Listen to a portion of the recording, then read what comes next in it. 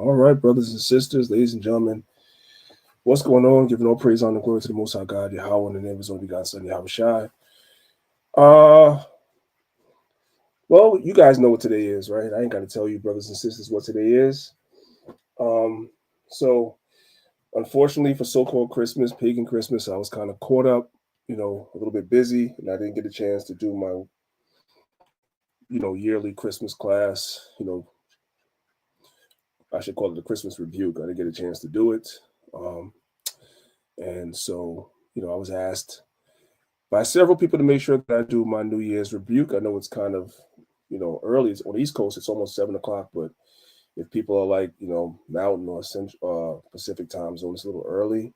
People are in transit home after work, so forth and so on. But this is the only pocket of time I had to do it. So I'm going to keep my word and do the class. And anybody that catches it later will catch it later. At this point, um, I'm going to get right into doing the class. Like I said, whoever catches it, catch it later, right? Just want to keep my word and make sure that the information does go out. And I don't plan to, being in front of you brothers and sisters too long. I'm going to get right through the information. This is just a review to confirm information. If there's anybody listening for the first time, hopefully you're edified. So without further ado, I see the Elder Zal popped in. If he wants to say a word before we get started, then you can say a word. I'm going to get right into today's lesson. Hey, Shalom, family. Pray everybody's safe. Pray the Most High bless y'all. You're having a good afternoon. Let's get straight to it, please. All right, so this is sort of an impromptu class. I didn't put up the alert, too far ahead of me actually doing the class. So again, I'm not looking for the great numbers to come in. Brothers and sisters can come in on their own and get this information later on if they missed it. So without further ado, we're going to get right into today's lesson. I'm not going to prolong you because I had a long day of work. I'm sure the elders did as well. So I don't want to be here for too long. We're going to get this information out. Because somebody made this information, I don't know who it is, may come across it a little bit later. All right, so with that being said, Salakia priest, before you start, just be uh, advised, you kind of like borderline on the matrix, bro. If it's not me, just ask chat. Yeah, it sound like you was going in the matrix a little bit. I hope not. I have a lot of bars here on my computer. It's full capacity. It's full capacity. How do I sound right now? Do I sound okay right now? Yeah, you sound good now. Okay. Well, let me know if I don't sound good. Go ahead and get through this. Yeah, then you Hmm? start to break up a little bit. As soon as you said, "Let me know how I sound again," but it's all good. If it gets super bad, I'll just let you know. Well, let's see then. This is what we're gonna do. Why don't I restart my computer? You can just hold it down for me for 2 or 3 minutes. I'll restart the Um, computer. I'm gonna be on mute. Uh, Yeah, just yeah, you restart for can't everything. talk. Huh? Yeah, If you're not restart. able to talk, then I can't restart. You got to be able to talk to them while I restart the computer. Okay, So, con. all right, so just hold that for me for a minute. I'll be back.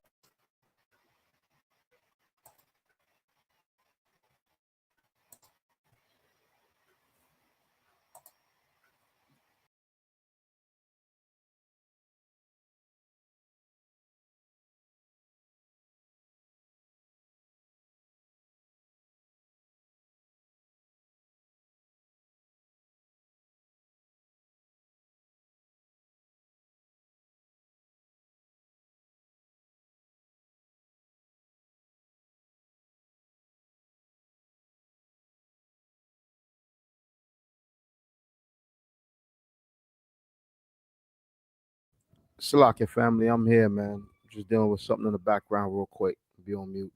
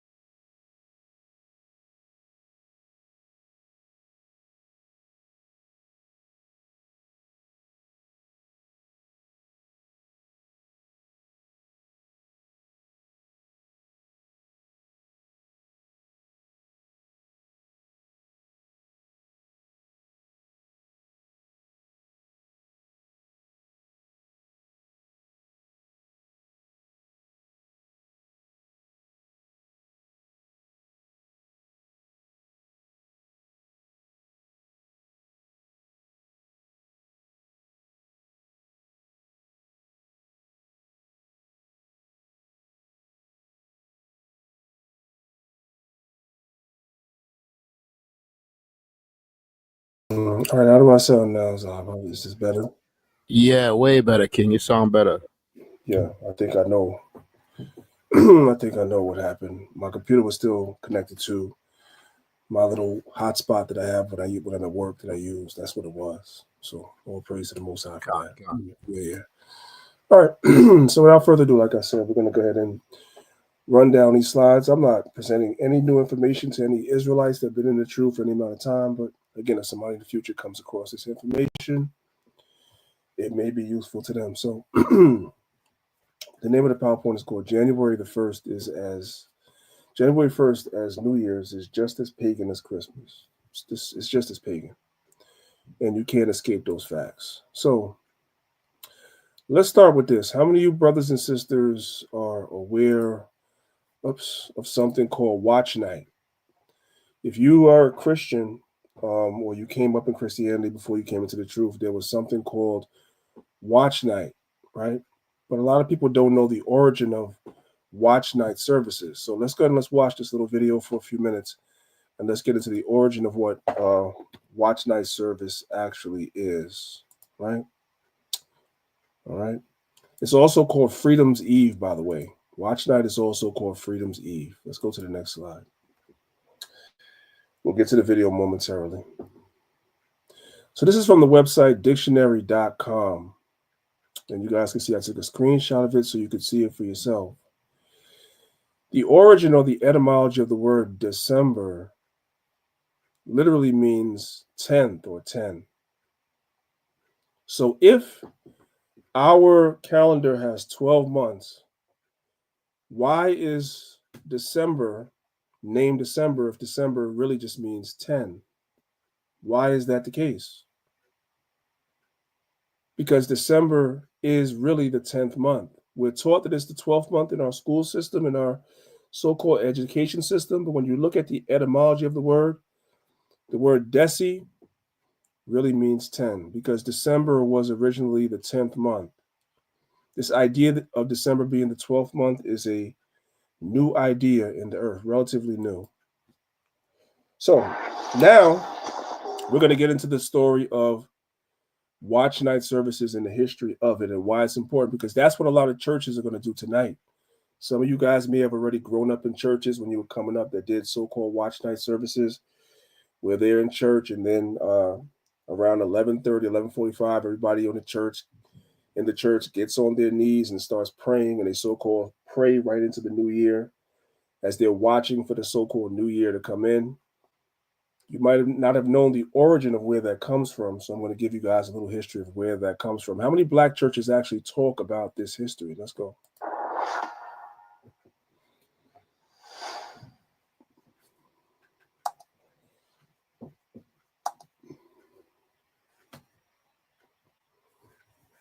So there's a significance to Watch Night service. It's not something that just exists for nothing.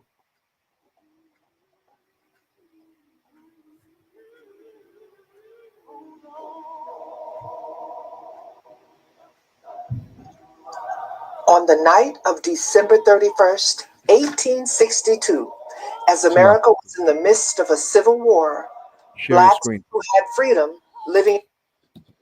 The screen is not sharing? Nah, King. Oh, I thought it was. Okay. And it's so funny, man.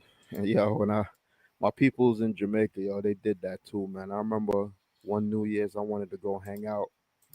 My dad looked at me and said, "Nah, you're going to church. It's watch night." I said, "Watch for what?" But yeah. My family did that because it was heavy. My family was, most of them is Baptist, but yeah, it was heavy in our family. Mine too.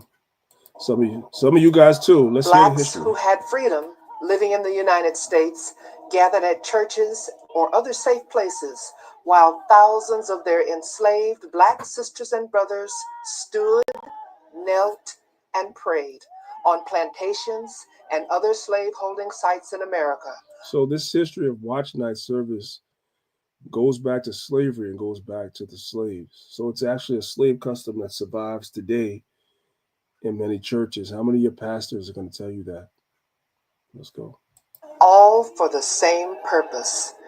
They waited anxiously for President Abraham Lincoln to sign the Emancipation Proclamation into law. So they weren't having watch night services, brothers and sisters. They weren't having the watch night services for the purposes of watching the new year come in. That's a lie. That's what the churches do now. It's a modern spin. They were having watch night services, brothers and sisters, because they were waiting for Abraham Lincoln to sign the so-called Emancipation Proclamation to free the slaves. That's why they were having watch night services. But these preachers today have remixed that history and made it into something else. And many of us practiced the customs coming up as children. We didn't know no better. We were taught by our parents. So Hob said he did, I did, so forth and so on. And yeah, we don't know what that thing actually means. Let's keep going. This act began the tradition of watch night service among the Black community in America.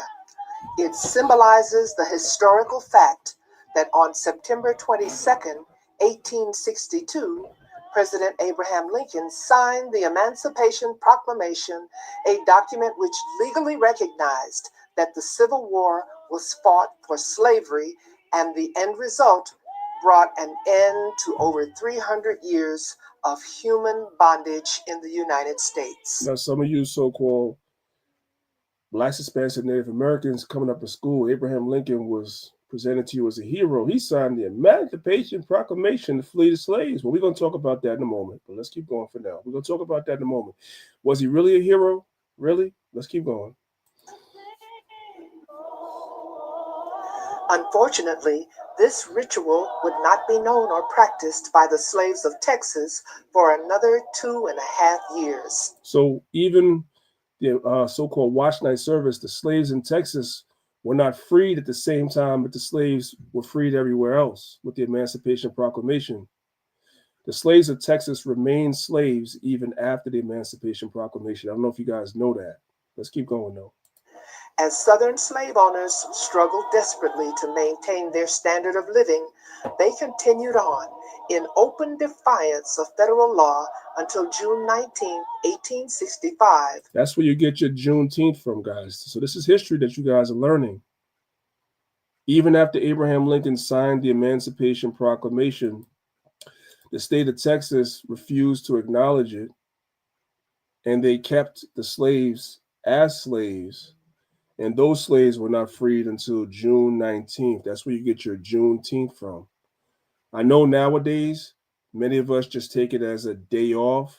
If you have a job and your job is closed, you're not working a service job, but you work like an office job or some type of federal job, and you can get the day off. You just look at it as a day off, but there's a historical significance for it. All right, let's keep going.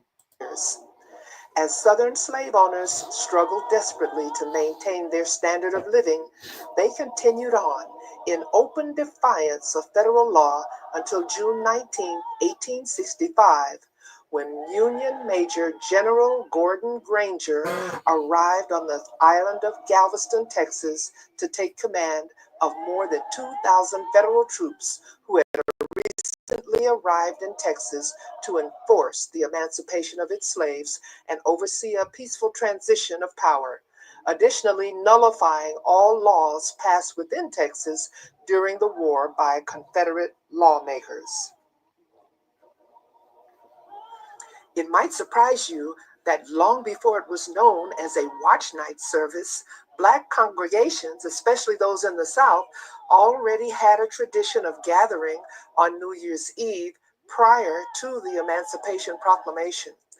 According to Valdosta State University history professor Dr. David Williams, Blacks often met on New Year's Eve because New Year's Day for many Black people in the slave era South was known as Heartbreak Day. So a lot of Black people were meeting. Did y'all catch that? A lot of Black slaves were meeting on December 31st, not to watch for the new year to come in, but first they were waiting for word of the Emancipation Proclamation. And even before that, they were meeting up because New Year's Eve was the eve of what they call Heartbreak Day. January 1st to your slave ancestors was called Heartbreak Day. That's what it was called. Your churches now have remixed that into something else, and they don't teach their parishioners this history. Why was it called Heartbreak Day? Let's keep going for a little longer. Was often the day when slaveholders sold slaves, when families, parents, and children, husband and wives were separated permanently.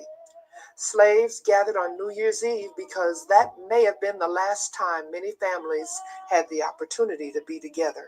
That's why they were meeting. It has nothing to do with this Christian nonsense pushing January 1st as the new year whatsoever. And so now we know the history of so-called watch night services. Real quick, you know what? I'm going to come back to the slide real quick.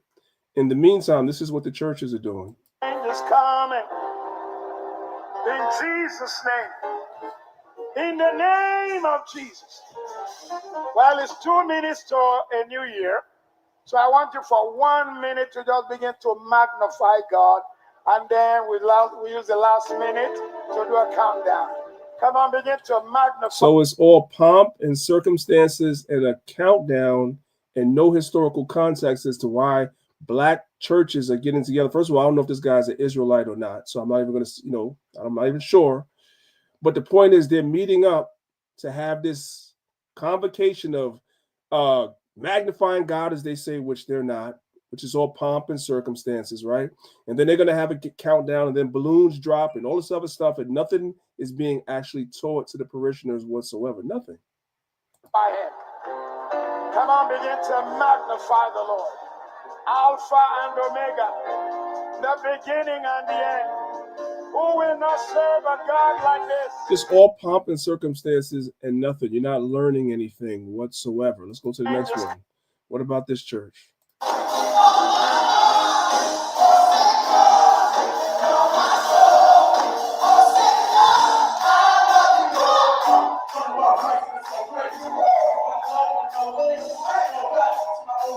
If we was to line up 5 people in that audience and ask them the historical context of watch night service, if I were a betting man, all 5 of them would get it wrong, because this is what our people do when they go to church. They don't learn anything.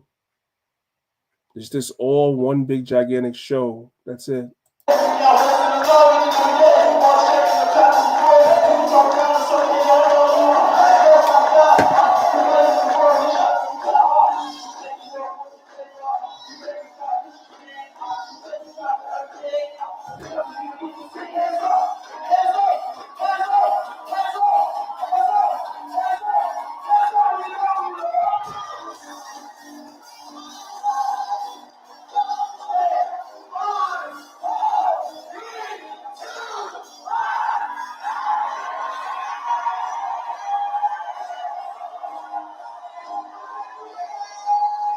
One gigantic concert. That's all it is. What's the difference between going to church on New Year's Eve, one of these churches like this, one of these mega churches like this, or going to the concert on New Year's Eve, or going to the club on New Year's Eve? There's no difference. The people in the club are ignorant of history. The people at the concert are ignorant of history. And the people in the churches are too. They don't know what's going on. And these be the same people that will come before the camp and argue us down. But we just learned something about Abraham Lincoln concerning how he signed the Emancipation Proclamation to free the slaves. So you had slaves that were, according to historians, meeting up on December 31st, waiting for word of Abraham Lincoln having signed the Emancipation Proclamation. So we were taught in school that Abraham Lincoln was a hero. He freed the slaves. So he loved the slaves. But there's some things about Abraham Lincoln a lot of people don't know. Maybe some of you guys know this, and maybe some of you guys don't. So let me just introduce you to another side of Abraham Lincoln that some people just don't know about, right? Okay, you know what? I got to go and I got to grab it because I restarted my computer. So that's cool. Okay, so we're going to put it together while we are flying. Let's all learn about it together. So this is from the National Archives. So this is not something that Priest Daniela just made up. It's from the National Archives. Lincoln to the slaves go somewhere else. So when you understand history, yes, Abraham signed this quote unquote Emancipation Proclamation to free the slaves, but it wasn't his idea of freeing the slaves so that they can just all be one big happy family. So that black boys and white girls and little black children and white little black children could hold hands together and sing free at last, like what Martin Luther King said. That wasn't the idea. That's what they don't tell you. When Abraham Lincoln freed the slaves, the idea that he had was to send the slaves somewhere else, to get out. We're going to free you, but you guys have to get out. Let's go down and let's read a little bit of history here. It says the issue of slavery divided the country under Abraham Lincoln's presidency. The national argument was simple: either keep slavery or abolish it. But Abraham Lincoln, known as the Great Emancipator, may have also been known as the Great Colonizer when he supported a third direction to the slavery debate. Move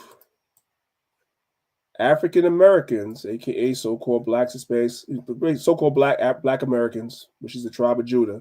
He wanted them to be moved somewhere else. Translation: when they freed the slaves, Abraham Lincoln proposed that all these so-called African Americans that call themselves foundational black Americans today, ADOS, Abraham Lincoln wanted you out the country. That's what he wanted. He's presented as a hero in school, but that's sanitized history. He wanted Negroes out of the country. That's what he stood for. Let's continue reading a little bit more.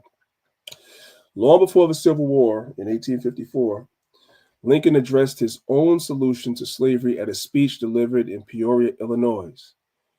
I should not know what to do as to the existing institution of slavery. My first impulse would be to free all the slaves and send them to Liberia. This would be accomplished later on in history by President Monroe, when President Monroe would send a lot of so-called black Americans today, as they be known today, a lot of so-called black Americans were repatriated to Liberia under President Monroe. I'm winging it, Zahab, so if I'm wrong, just let me know, but I believe it was President Monroe. No, you're absolutely right, because the capital of Liberia, I do believe, is Monrovia, if you want to do a quick check. So henceforth, the President Monroe. You're right, Priest. So it was President Monroe that actually accomplished this, but it was Abraham Lincoln, the one that many black people look at as a hero, that actually brought the idea up first to get our people out of this land. A lot of people don't know that, okay? To their own land. While Lincoln acknowledged that this was logistically impossible, by the time he assumed the presidency and a civil war was underfoot, the nation was in such duress that he tried it anyway. I want to go down. There was something he said about blacks and whites. Well,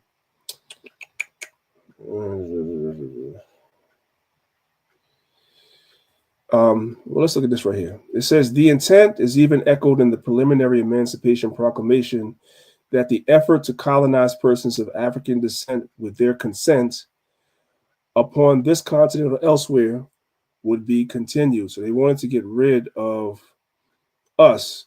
There were several places, I'm not going to read all of this, that they thought about besides Liberia. There were places in South America, like near Costa Rica, that they thought about putting so-called black Americans after slavery.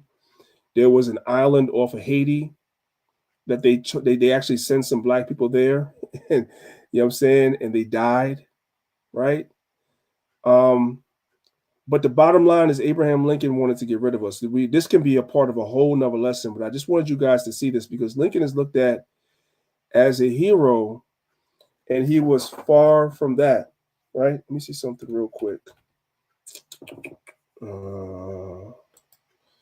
Okay, come back up real quick. There was something that I wanted out of here, so I wanted to do the search. Okay, here it is.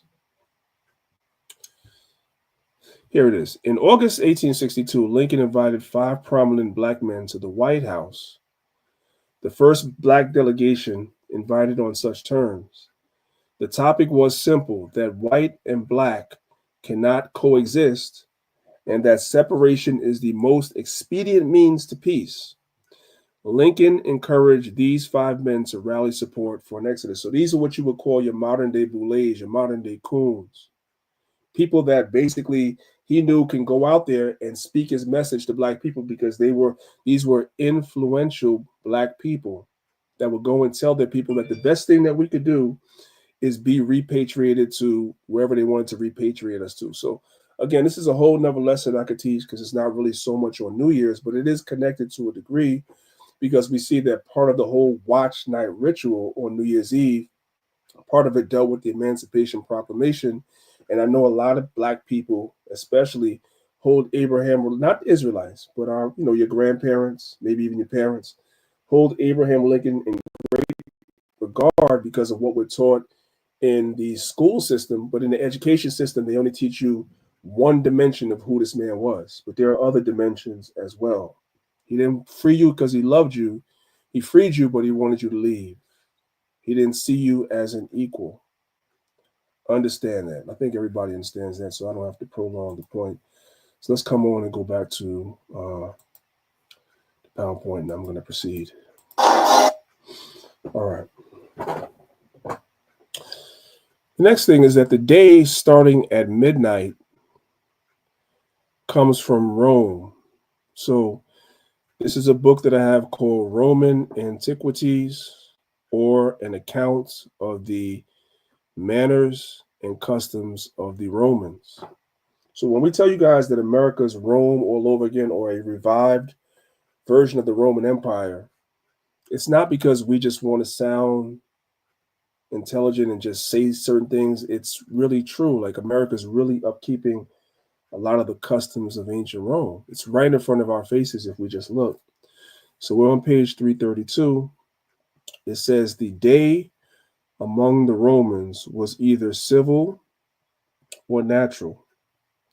The civil day, aka Dies Civilis, was from midnight to midnight. So when you see America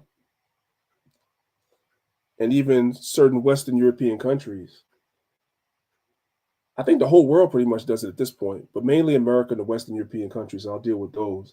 When you see that their day starts at midnight, just understand that custom comes from Rome. We're just simply upkeeping Roman customs all the way to this day, which goes right into your whole celebration of New Year's, etc. Let's continue. You have to ask yourself a simple question. How can midnight, which is short for the middle of the night, also be the morning? That's a contradiction in the name itself. How can the middle of the night be the morning? The word middle signifies in between 2 points. So how can the middle of the night, which would signify that it's in the middle of when the night begins and when the night ends, it's in the middle. So how can midnight then be also morning at the same time? It's the stupidest thing ever, but we were raised in this educational system to believe it, so we believe it until we came into this truth, right? And just more examples of America being Rome. Again, here you have the Lincoln Memorial. You can see, this is the Washington Monument, and you can see Washington enthroned right there, right? And you can see the pillars and the chapiters, the way that they're built, columns, and this is how ancient Rome was. This is what's left of the Roman Colosseum. It's the same architecture, right? You also can see in the names of your months, right? All of your months, January, February, all these different months, they have meanings, right? The first 6 months of the year are named after Roman gods, right? Janus, Februa, Mars, Aphrodite, Maya, and Juno. This is your January, February, March, April, May, and June. The so-called summer months, July and August, is named after your 2 most prominent Roman Caesars, which is Julius Caesar, that's July, and Augustus Caesar, that's August. And then the last 4 months of the year are based on Roman numbers. So this is what America follows, because America is following the customs of ancient Rome. America's Rome reborn. Your legal terms, as we always go over, a lot of your legal terms when you go to court, the reason why you don't understand much of what they're saying is because these are Latin terms. We see terms like affidavit, alibi, alumnus, like when you're somebody that graduates from a college, right? Words like caveat, right? These are all Roman terminologies, ex parte, right? So forth and so on, corpus, de facto. We hear some of these words being used all the time. Bona fide. These are all Roman terms, or I should say Latin terms, all of them. So it's in the DNA of America that America is really just Rome revived. I would call it Rome on steroids. That's what it is. And you get a better idea that when you look at the months, you see the last 4 months of the year come from Latin numbers, right? So September comes from the Latin number septem, which is what? 7. We're taught that September is the 9th month, but the word itself literally denotes 7. October, we're told that October is the 10th month, but the word octo in Latin is 8. And when you went to school, in elementary school, you were taught, and your children are being taught, what? A stop sign is an octagon. Octagon is 8. So how can an octagon be 8, but October is 10? That doesn't make any sense. Because it's not. October is 8, just like the word implies. November. Novem. That's 9. So November is actually the 9th month, not the 11th month. And December is decim, which is 10. And we learned this in school because we learned that a decimal point represents 10. We learned that, right? So these things are taught to us, but then at the same time that these things are taught to us in their right way, like an octagon being 8, like a decimal representing 10, it's also taught to us that it also means 12, that December is also the 12th month. It's really not, though. So this is not the end of the year. January is not the beginning of the year. If December would be the 10th month, that would make January the 11th month, and that would make February the 12th month. And when you get to March, towards the end of March, now you're coming into your new year. That's accurate. And the earth tells you that because everything comes back to life. So this stuff is simple.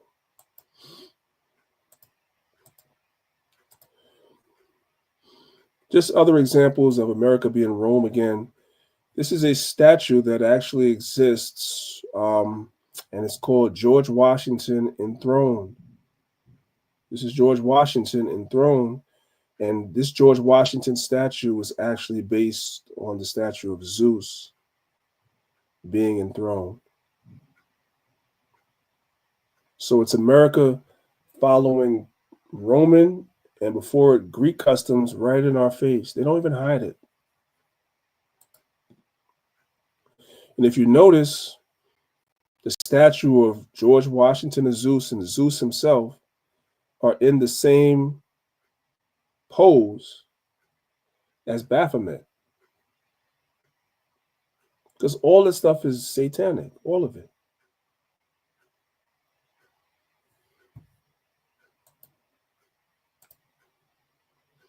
So who is Janus? Because remember, we learned a couple of slides earlier. Let's go back really quickly. We learned that the month of January is based on the Roman god's name Janus. So now we need to know, who is this guy? Well, Janus is the god of beginnings, gates, transitions, time, duality, and doorways, passages, frames, and endings. Translation: one of the reasons why the new year starts in the beginning of January is because it falls under Janus, right? It's named after Janus. And Janus is the god of beginning. So they say that this is the beginning of the year. And the god who it was named after is Janus. It's also called the god of doorways or passages, meaning you're passing from one year to the next, which is why in the world you were taught to make a so-called New Year's resolution. As you pass from one to the other, you're going to resolve that next year, which is really the next day, right? You're going to eat better, and you're going to be more focused on your job, and you're going to be more focused on your health, and whatever your so-called New Year's resolution is going to be, you're going from one time frame and passing over to the other time frame. All of these things go back to the ancient Roman god Janus, because that's what he represents. So when people do these things, they do it in ignorance because they don't have anybody to teach them. And of course, when we try to show people these things, they rebel because they'd rather go to church and be a part of that concert. That's more interesting than what it is that we're saying. Let's move on. So let's go into the history of Janus real quick.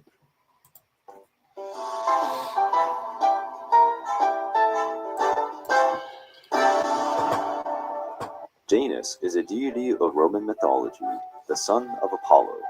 According to some versions, Janus was born in the Thessalian region in Greece, but left for the region of Lazio, located in current Italy. There, he was welcomed by the mythical king Camese, with whom he divided the power. Janus edified several cities, and, according to some Roman myths, Janus welcomed the god Saturn after his banishment from Greece by the hands of Jupiter. So I want to go back a little bit because this is going to be important. You got to stay around to the end of the lesson for me to show you this. It says Janus welcomes somebody. Who do you welcome? Some Roman myths, Janus welcomed the god Saturn. I want you guys to pay attention to that. It says Janus welcomed the god Saturn.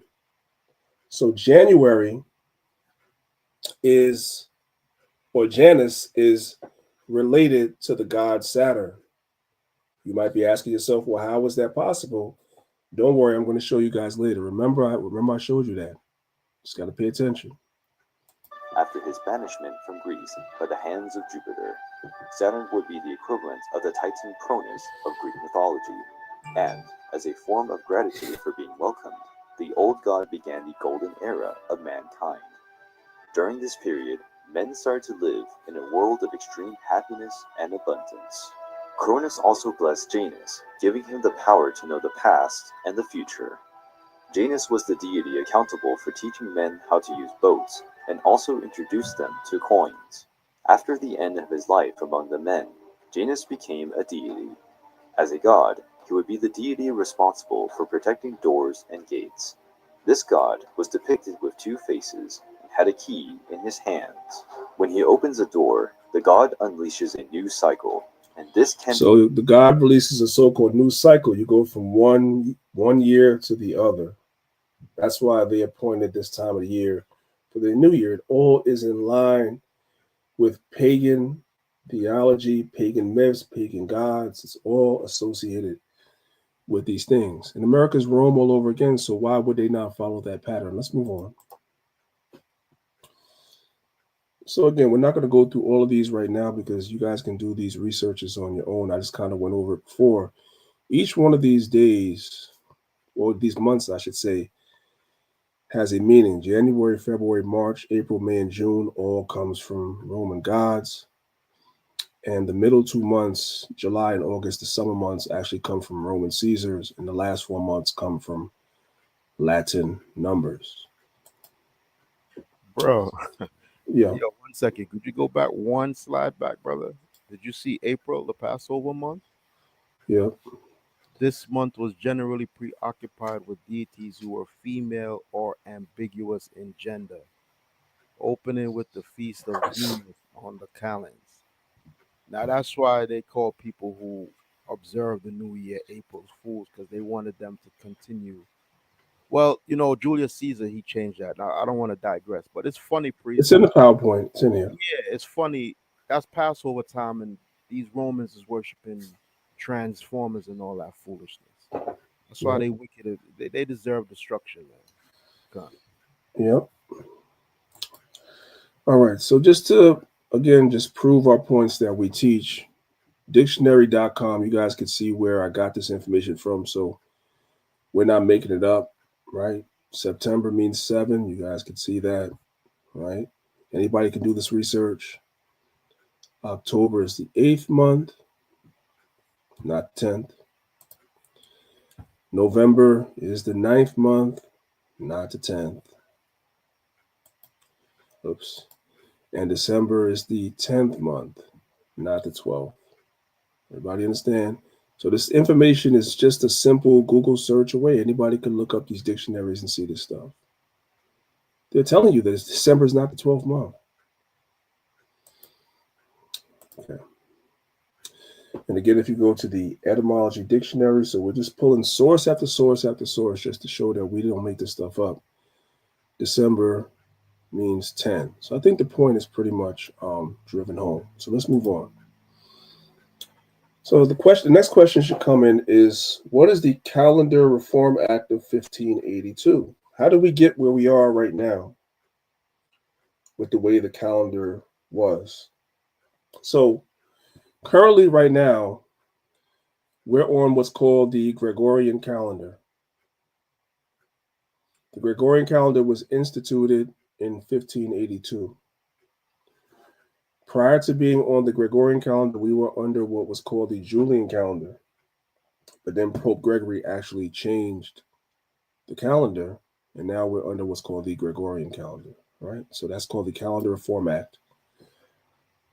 Now let's go ahead and let's watch a quick video on it so we can learn about it together.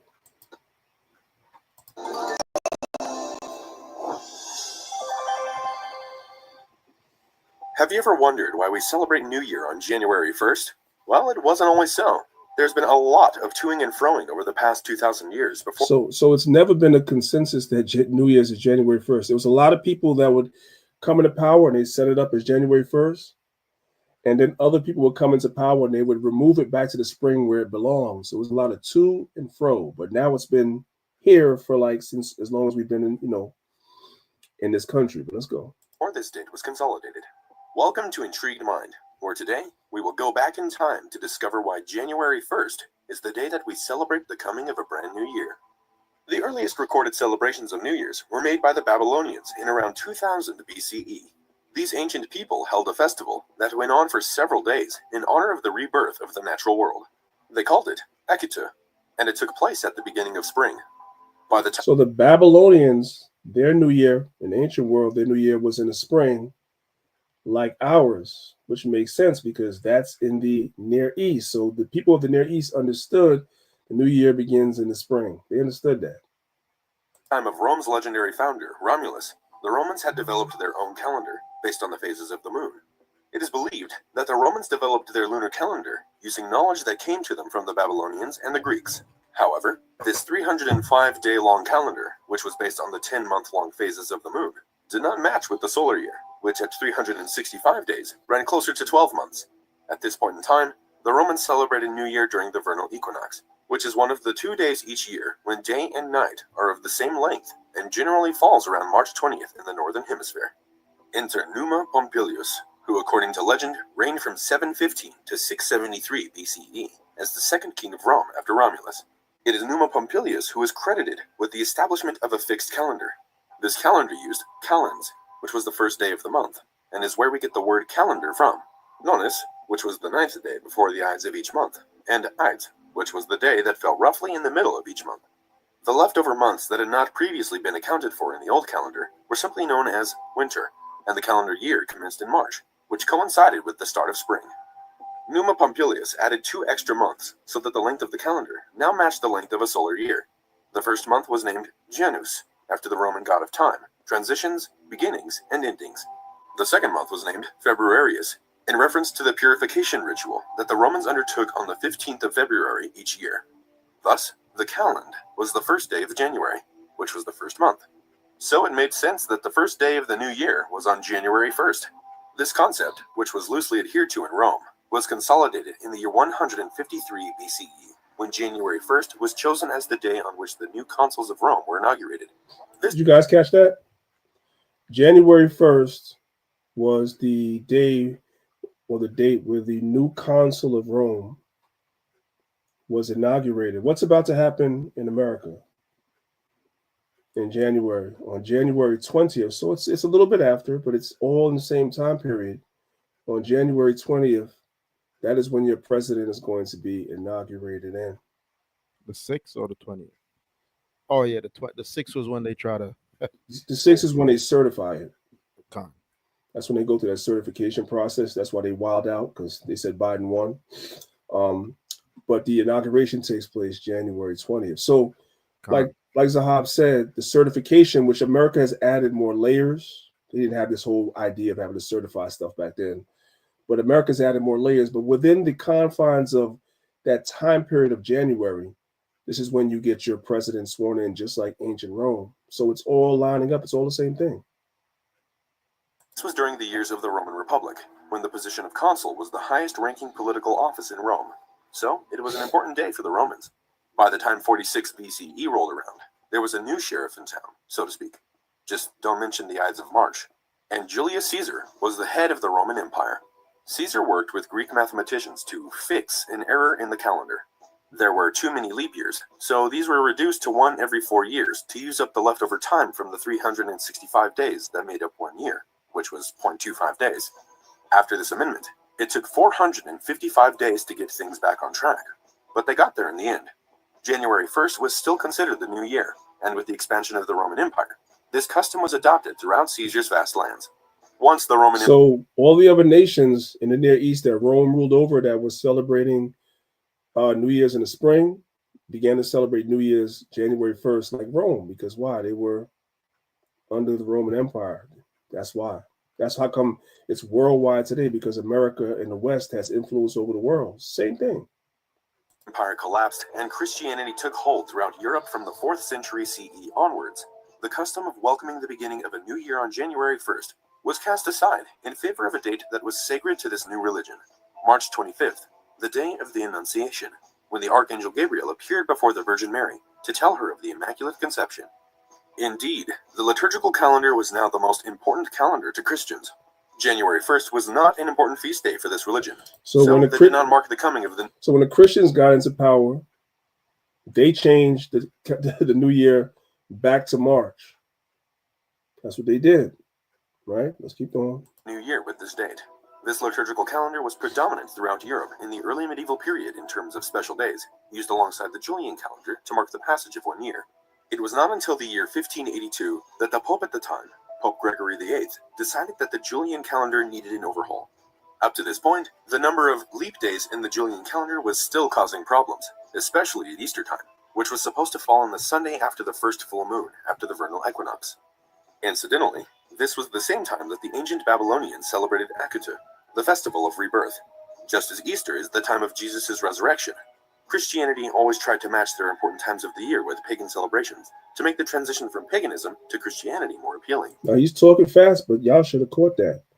One of the reasons, too, why you have January 1st as the new year is because the Christians, as they were ruling, they always tried to align their holy days in their calendar to what the pagans were doing. That kept all the rioting, all the division, everything down in the kingdom if the holidays were aligned. The calendar was aligned. That's why your Christmas is right around the time that we hold Hanukkah. That's why your Easter is usually right around the time that we hold Passover, give or take. It's all within the same time frame for a reason. It's these popes that did that.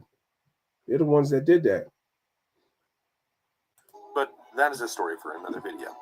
Back to Pope Gregory. He had his calendar printed and issued in a papal bull, which meant it was canon law, and therefore had to be adhered to.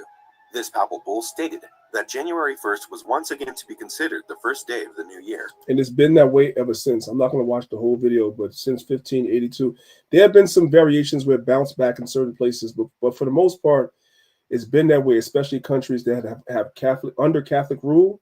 It's been that way since 1582. That the so-called New Year's is January 1st. So you guys can see just from watching this video, if you're paying attention, how the calendar has bounced around all over the place. There was 1 year, if you guys were paying specific attention, there was 1 year where Julius Caesar was in power, where the year was 400 and something days, 400 and some days. That's why the Bible speaks about them changing times and laws. By faith, we believe that we're going into quote unquote 2025, but with all these different variations of the calendars that they have, brothers and sisters, we really don't know what year it is really. Plus, they have all these leap years and all this other stuff. You don't know what year. That's why the Most High has to send his son to reestablish everything, because everything is out of whack and out of order in this world. Everything. All right, let's move on.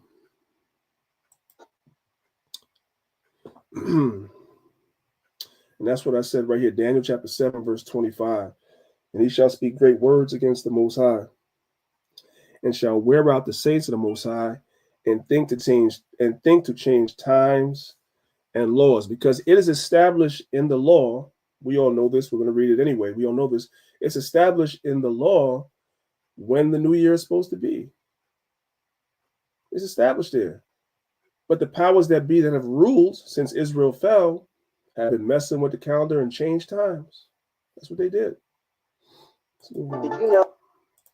You know what? Let's go back. I didn't realize this was a video. Let's watch the video real quick. Did you know that October 5th to October 14th, 1582 did not exist ever? We just skipped those 10 days.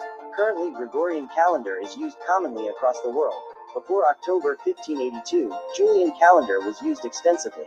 In October 1582, a change was made from the old Julian calendar to the new Gregorian calendar. To align the change in seasons between these two calendars, Pope Gregory XIII deleted 10 days from the year. Did you guys know that? In 1582, Pope Gregory VIII deleted 10 days from the calendar. How do you do that?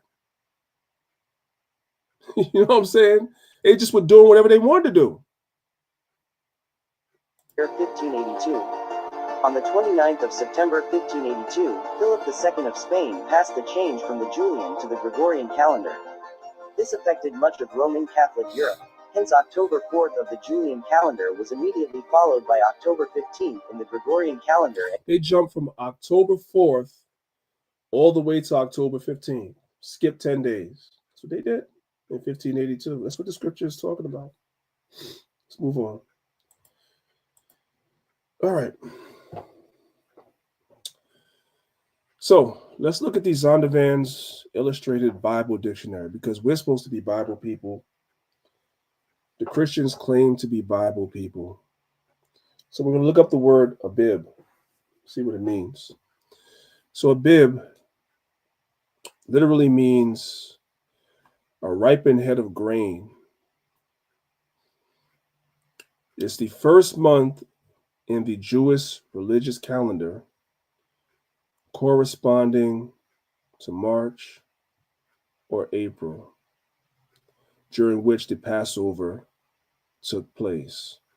So the month of Abib is the first month, and it takes place during Passover, sometime around March or April. We live in a country where on the back of your money, on the front of your money, it says, "In God we trust." Well, the word of God says the year begins March or April, but they started in January. And then the head of the church, which is the so-called Pope, is the main spearhead of moving it to those dates outside of what the Bible actually says. But he's supposed to be the vicar of Christ. How is that possible? He's not. He's the vicar of the devil, is what he is. We come to the Jewish Encyclopedia.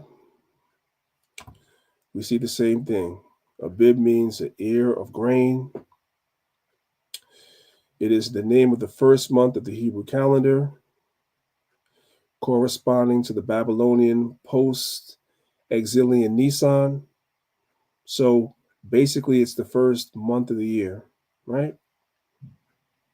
Saying the same thing that Zondervan said, right?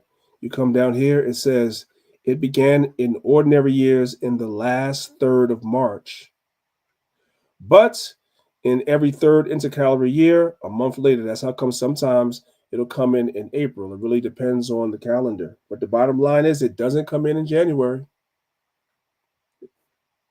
Let's move on. So to Zahab's point before, he brought up the term April Fool. So what is an April Fool? Are you an Israelite and you play April Fool's jokes on people? I'm not accusing you of sin if you do, but I am accusing you of probably not knowing where that custom comes from. There's nothing that we did as children in jest, having fun, whatever. We thought this stuff was kind of funny to play pranks on people and call it April Fool's jokes. We thought it was funny, haha, it was hilarious, but that actually has an origin. So what is an April Fool, you might ask? Well, if you've never heard before the history of it, let's learn it together. And it all ties in with what we're talking about. Listen. Today on the Daily Dose, the history of April Fool's Day. While the exact origins of April Fool's Day remain shrouded in debate, some historians have speculated that April Fool's Day dates back to 1582, when France... What happened in 1582? What happened in 1582, guys? We just went over it. That's the Calendar Reform Act. So when you're calling somebody an April Fool, you're calling them that is based on the Calendar Reform Act of 1582. And you didn't even know that. You just thought it was about playing pranks on people. Nope. Speculated that April Fool's Day dates back to 1582, when France switched from the Julian calendar to the Gregorian calendar, as mandated by the Council of Trent in 1563. Since the Julian calendar places the new year on April 1st, people who were slow to get the news or failed to recognize that the new year had moved to January 1st became the butt of jokes and hoaxes when dullards continued to celebrate New Year's on April 1st. Did you guys catch that? So the Julian calendar, the Pope, right before Pope Gregory, the Julian calendar, the new year began April 1st. When Pope Gregory came into power, he changed it back to January the 1st. And France, being one of the kingdoms that was under the Pope and loyal to the Pope, they switched it to January 1st too, to go along with what the Pope was saying. Well, it took word time to spread around. So you had some people in France that were still celebrating New Year's on April 1st. So the ones that was doing that, the people that were celebrating on January, would make jokes about those people. They would play pranks on those people to mock them and call them April Fools. That's where that whole thing comes from. Frenchmen in the know would place a paper fish on the back of ignorant revelers, calling them Poisson d'Avril, or April fish. Other historians have linked April Fool's Day to ancient Roman festivals such as Hilaria, which is Latin for joyful, when people dressed up in disguises and mocked both average citizens and magistrates alike. Still others have speculated that the day was tied to the vernal equinox, or first day of spring in the northern hemisphere, when Mother Nature frequently fooled people with changing, unpredictable weather. And all these other alternative explanations come about later to hide the fact of what it really is, to throw people off. All right? So when you call somebody an April Fool, you're making mockery of them about the Calendar Reform Act of 1582. That's what it is. All right, let's move on.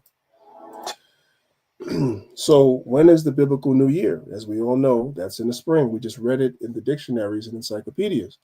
Exodus chapter 12, verse 1, it says, "And the Lord spake unto Moses and Aaron in the land of Egypt, saying, This month shall be unto you the beginning of months. It shall be the first month of the year to you." Now, let's go to Deuteronomy chapter 16 to get a further understanding of when that's going to be. When is this month? It's going to be the first month of the year to us. It says, "Observe the month of Abib, and keep the Passover unto the Lord thy God. For in the month of Abib, the Lord thy God brought thee out of the land, forth out of Egypt by night." So the month of Abib is when we keep Passover. Remember, we just read in the encyclopedias that the month of Abib is also the first month of the year. It's when the year begins. So Passover is at the beginning of the year. That doesn't fall till late March or early April. So this whole idea of New Year's being January 1st is not even biblical. And you have people that are going to be in a few hours packing churches and putting tons of money into the basket to support ministries that don't teach them anything. I mean, I really have to sit back and look at myself, first of all, as somebody that was raised in church too, that there can be such a spell over you that you could be in a building that purports itself to practice the customs and rituals of said book. And you can be in these churches for your whole entire life. You can start off as a young child in these churches. And you can grow old. I'm talking about old, elderly in these same churches and have spent 60 years of your life, 70 years of your life in the church and never read these scriptures. How? It's witchcraft. That's what it is. It can't be anything else.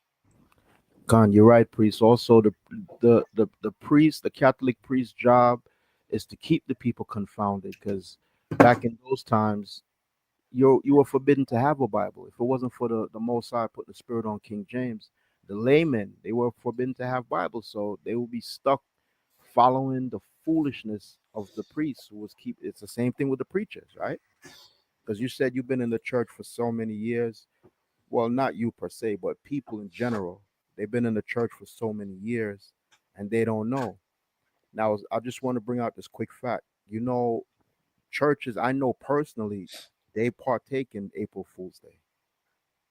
You know what I mean? They partake. We know Easter, that's a given. But all these little foolish and shenanigans, they partake in. And they're supposed to be churches that's supposed to guide the people. It's foolishness, man. I want to bring one quick scripture before you move on, if I could. This is Proverbs 24:9. It says, the thought of foolishness is sin, and the scorner is an abomination to men.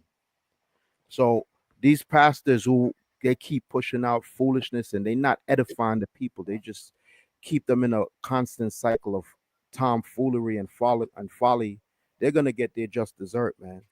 And it's up to you, like you said, priest, excellent example. We have to be like the church at Berea, and we have to search these scriptures so we understand. Imagine being a grown man and not knowing all of this stuff that we're teaching. You're just being a fool, like a hamster on a wheel. I just wanted to bring that up, priest. But it's to show you how amazing the Most High is, and I really don't want to deviate from today's lesson, but I'll just mention it briefly since you brought it up. To show you how amazing the Most High is, he's right. You know, if the popes had their way, if the Roman Catholic Church had their way, we would have never had Bibles to read out of so that we could know that what we're being taught in church is BS. That wasn't the idea. The only reason why we have Bibles in English today is because of Henry VIII, really his father, right? Henry the Seventh. It really his father. I've gone over this before. Henry VIII's father, Henry VII, had a weak claim to the throne of England. He had a weak claim, right? So what he did was, when Henry VIII was like 8 years old, he made Henry VIII get married at 8 years old. Sometimes we always think it's just the girls that get pushed into these marriages as young people. No. And a lot of times it was young princes that had to marry grown-ass women too. In this case, Henry VIII had to marry a grown-ass woman that he didn't want to be married to. So when he got older, after his father died, he became king. He told the Pope, look, I want to get rid of her. You know, because he didn't want to be married to her. No way. My father made me do that. I want to get rid of her. And the Pope said no. And so he broke off from the Roman Catholic Church and started the Church of England. And it's under him that you get your not your Oliver Cromwells, your William Tyndales, and these other people that began the process of translating the Bible. They didn't finish because William Tyndale was burned at the stake. So he didn't finish, right? And then you have King James that comes later, and he allows the job to be completely done on his watch, like Zahab said. So that's the reason why we have a Bible today. So the Most High precipitated all these things through things that we might think is trivial. It all started with a little boy being forced to marry a grown woman he didn't want to be married to. And then asking the Pope for a divorce, and the Pope said no, because he already has staked out the next woman he wanted to be married to, he already staked her out. The Pope said no. This is him dealing with his flesh to a degree, right? I mean, he's not doing it over doctrine, over the Bible. He's doing it for his flesh. Like, he wants to please his flesh. Like, I don't find this woman attractive. I didn't want to marry her to begin with. Give me a divorce. The Pope said no. He starts his own church, right? And under his own church, that now the Catholic Church has no authority in England. Now you have translators that now are empowered to translate the Bible for us to have it. Does everybody see that? That's amazing to me. Maybe it's not amazing to you. But when I step back and look at that, that's amazing to me. That's how it had to happen. But that's how it happened. That's why we have a Bible today to sit here and read it and be like, wait a minute. The new year is actually supposed to be in the spring. If it wasn't for that I just told y'all about, we probably would still be in the Catholic Church right now eating them damn wafers, right? So all praise to the Most High for that. Let's move on. So again, when you go to the Blue Letter Bible, this is the word for Abib in Hebrew. And as you can see right here, it falls March or April. This is when your new year is supposed to begin. Also understanding one thing, right? The new year also is going to the word Abib, right? It means green ears of corn. That's one of the definitions of what it means.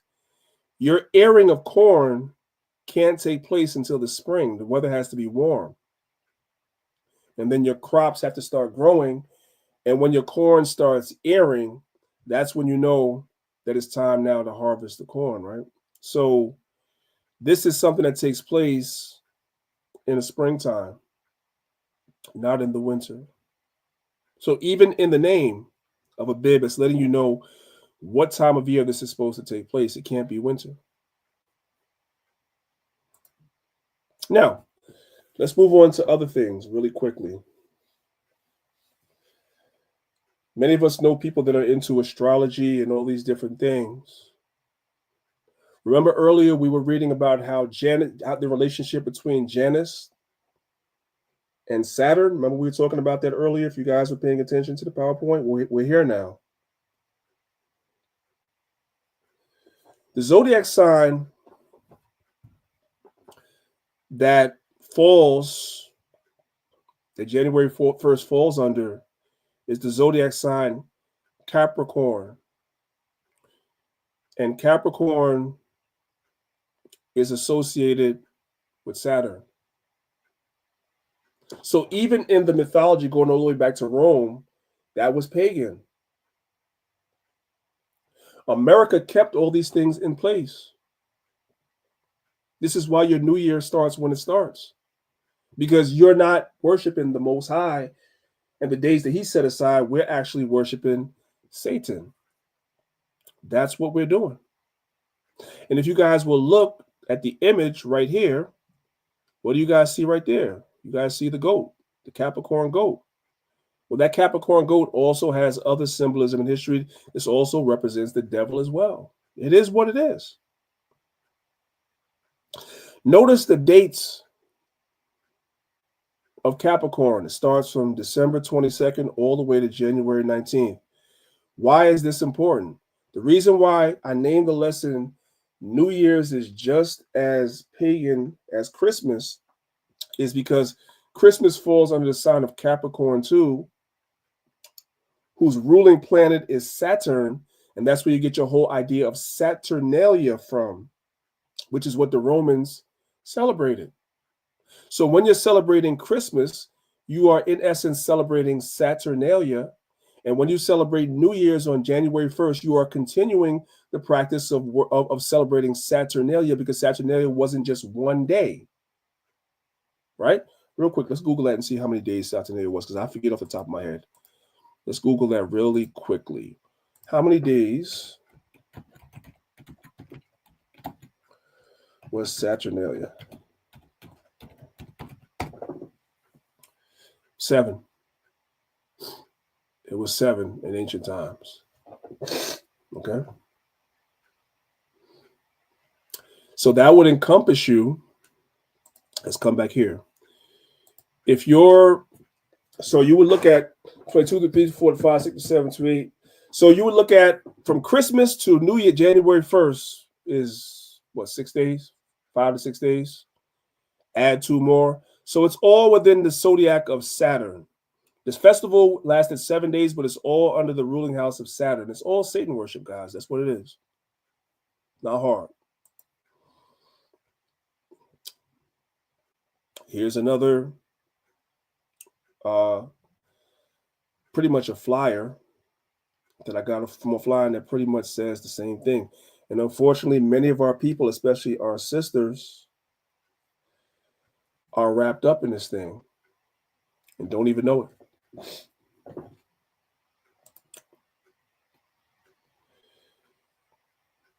I also want you guys to notice this for many of our people that are into the tarot cards. Let me come back here. The tarot cards, like she's into the tarot cards.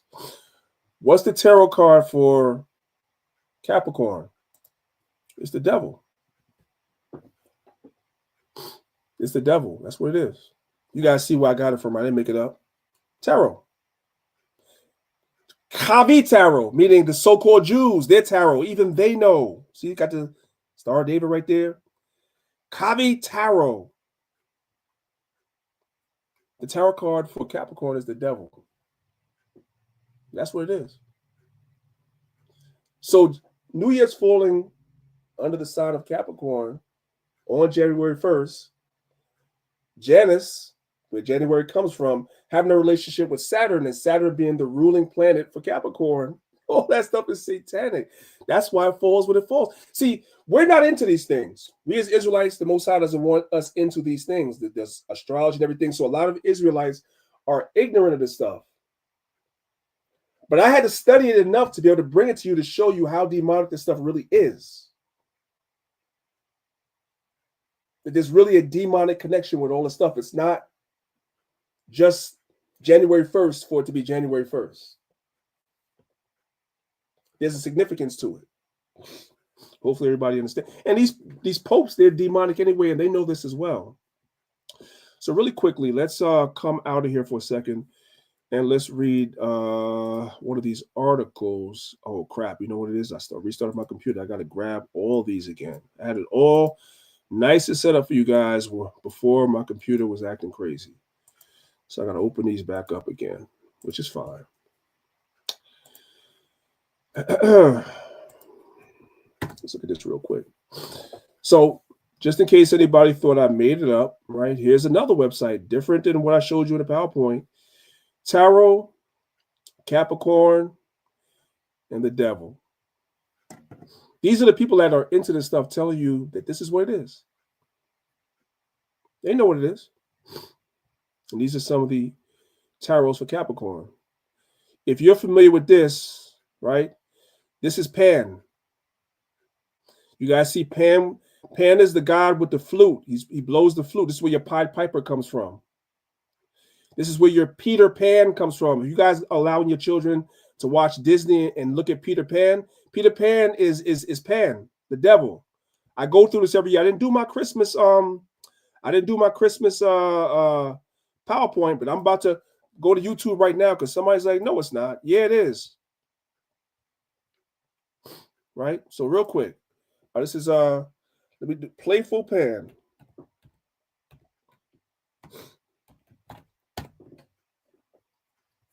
Many of you guys did not know that before. Let's start right. Let's do this one right here. Wait, no. I want you guys to look at the screen. I hope you guys can see it. I think I'm not in the PowerPoint. You can see it. See this? See that right there? That's Mickey Mouse, right? That's Disney. This is the one I'm gonna click on, right? Walt Disney Presents.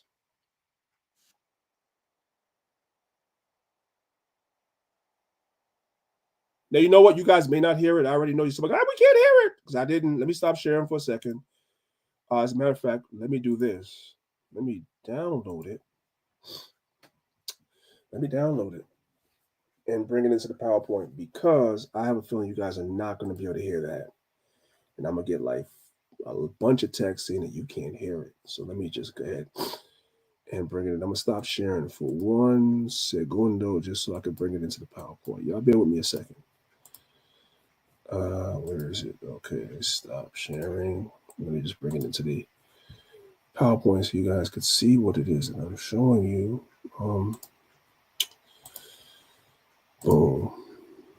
Yeah, while the priest looking for it, man, that That Peter Pan is nefarious, man. The Disney version you get is like a watered down version, but like the real original version is kind of twisted and demonic, right? That vein, same thing. Yo, if you ever seen the original story of like since we're talking about fairy tales, right? It's that one with the little toy, the wooden dude, Geppetto. Pinocchio.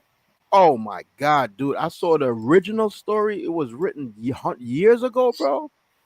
It was talking about sacrificing and eating children. I'm like, what the hell? Yep, that's a But fact. Disney just water it down and whitewash it, but it's all demonic though. Right. Okay, guys. So this is Playful Pan, right? As I said, you guys look. This is from Walt Disney, so you guys can know Disney got you worship your children worshiping the devil, and when we was children, we was worshiping the devil too.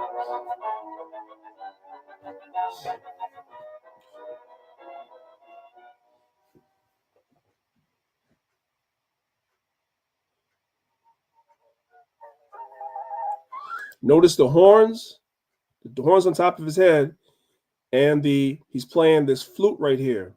Okay, it's not long. Let's keep playing, watching.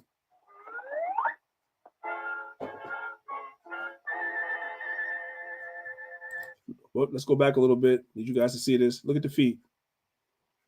The bottom of it is a goat. You guys see that? Okay.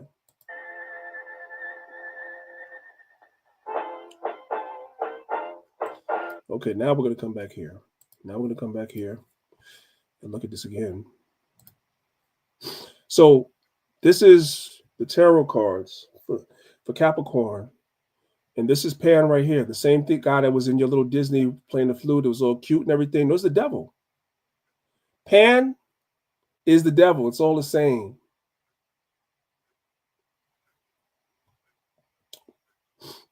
Let's go read the first couple of lines. It says, the devil, tarot's major arcana card corresponding to the zodiac sign Capricorn. I'm just going to leave that there. So when you guys see your New Year starting, when it starts, it's all demonic and satanic, all of it. It's not a coincidence. Okay. Let's come back to the PowerPoint.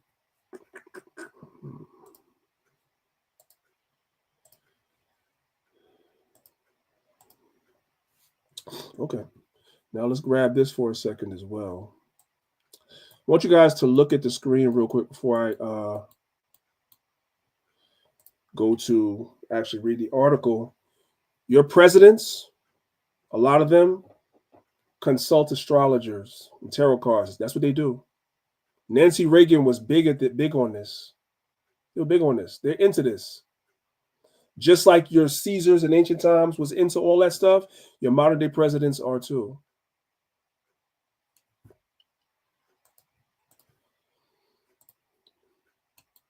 So they understand what all the symbolism is. We may not before we come to this truth, but they understand exactly what it is. It says the name of the article is called what?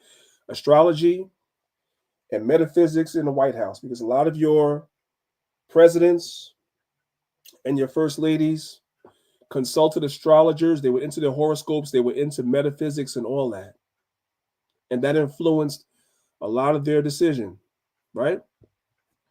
It says, while most of the media outlets and private citizens are remembering former First Lady Nancy Reagan for her political stances, almost forgotten is one of the most controversial revelations of her stint in the White House, that her consultations with an astrologer heavily influenced President Ronald Reagan. Y'all see that? He's not the only one. I'm just showing you this article. Roosevelt was, Eisenhower was, Bill Clinton was, they all were. They all were. Let's go down a little bit. It's a lot to read here. You guys can do this research on your own. It says former First Lady and current presidential candidate, so this article is kind of old, Hillary Clinton consulted extensively with Gene Houston during Bill Clinton's presidency. So they were all doing it. Like I said, you can find stuff about Eisenhower, Roosevelt. They were all into this stuff. They're all demons. They're all devils. right? All right, let's come back. Where am I? Okay. I'll skip this right now. Saturn worship is really Horus worship. Why is that important? Saturn has the head of a bull corresponding to his traditional Egyptian name, and Horus, bull of the sky. Jupiter has the head of a falcon with two cow horns, a disc, and two feathers between them, dendra, or simply two horns. So when people are worshiping Saturn, as America is doing covertly, as the Romans did before them and the Greeks, all this stuff goes back to the worship of Salaki. All this stuff goes back to the worship of Horus, which was in Egypt, which when the Lord brought us out of the land of Egypt, the Most High said, after the doings of the land of Egypt shall ye not do. So even many of the things that are associated with New Year's and Christmas, which are all basically associated with Saturnalia and pagan worship, our people are not supposed to be doing it. But first, you have to actually be educated as to what these things are and that they exist. And when you become educated that they exist, you can see them in the things that you are doing. We give all praise to the Most High. The Most High revealed to us these things, but a lot of our people, they can't see what it is that we try to show them. Let's continue. This is it, Leviticus chapter 18, verse 1. It says, and the Lord spake unto Moses, saying, speak unto the children of Israel, and say unto them, I am the Lord your God. After the doings of the land of Egypt, wherein ye dwelt, shall ye not do. So when we do these things, even in our ignorance, we're basically following after Egypt, which is in violation of God's laws, which is why we find ourselves in captivity today. And the idea is to repent, but the problem is our people don't want to hear it. They don't want to hear it. If it's not coming from one of these mega preachers, it's coming from us Israelites that don't have the mega congregations, don't have the mega churches, don't have the finances or the riches or the $1,000 suits or the $1,000 Stacey Adams shoes, and they're not trying to hear it.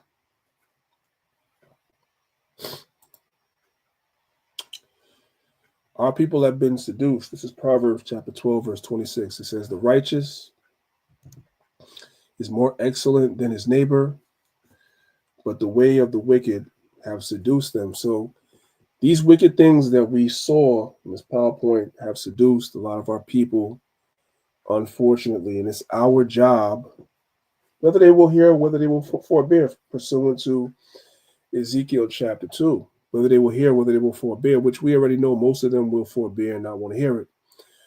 Our job is to teach our people that these things that they find themselves in is wicked. Next up, of course, it's going to be Easter.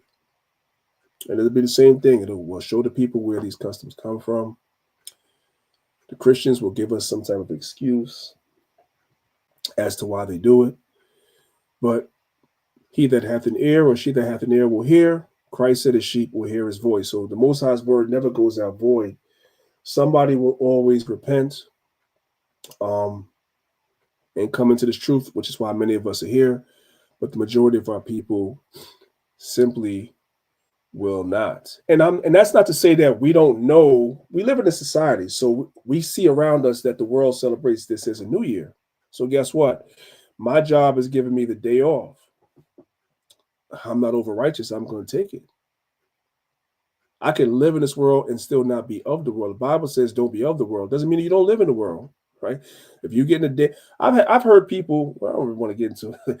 I've had people though have asked in some clubhouse rooms, if your job is giving you a Christmas bonus, should you take it? I mean, that was actually a conversation that people were having. And maybe somebody in here is confused about that. It's a bonus. It's money. It's money they should have probably been giving you anyway. This is not you bringing a tree into your house, putting a mistletoe up on the ceiling, putting little Christmas decorations and snowflakes on the wall and Frosty the Snowman. This is not you doing that. This is not you doing that. Your job is giving you money once a year. It's giving you a little extra money once a year for the service that you put in all year where you're probably underpaid. It's just a check. That's it. Hey, Priest, another way they could look at it, Esau financial calendar ends at the 31st also. So a lot of these companies, they probably just clearing their books. But you got simple-minded Israelites might think it's under the spirit of so-called Christmas or whatever and reject it. But we can't be that simple, man. Because I bet dollars to donuts, it'd be the same Israelites probably don't have no life insurance, probably don't have certain things set up. They're being what is known as what, right? Christian-minded. They're not using common sense. So if my job gave me a bonus at the end of the year, the end of the fourth quarter, because I know they got to balance their books, why would I say no? That makes no sense. I'm going to take it. I'm going to say, yeah, thank you. I deserve that. You know? Yeah, they call it a Christmas bonus. You don't call it a Christmas bonus. You call it, I can look at it as at the end of the year, every year, which my job now doesn't give me nothing, but I've had jobs that did. I look at the end of the year, they give you a bonus because that's what it is. Some jobs give people bonuses in the spring and the this and the that. Some jobs give people bonuses if they leave their company and come work for them. You get a hiring bonus. There's jobs that do that. A bonus is a bonus, man. Take it. If your job is giving you the day off, you're going to be like, no, I want to come to work. If your job is giving you the paid day off, who's going to say, no, don't pay me for the day off? I want to come to work and work for my pay. That's crazy. Man, don't be over righteous, man. Just don't keep these holy days and the rituals or customs associated with it. That's it. Today is just another day. Brothers and sisters, just relax. If you have the day off tomorrow, just relax.